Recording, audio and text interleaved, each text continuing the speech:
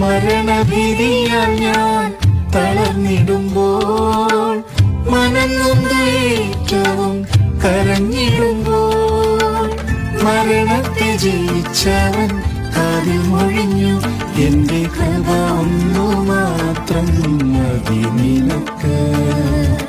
മരണത്തെ ജയിച്ചവൻ കാതിൽ മൊഴിഞ്ഞു, എന്റെ കൃപ ഒന്നു മാത്രം മതി നിനക്ക്. പരമേ നിൻ കൃപകൾ അത്ഭുതം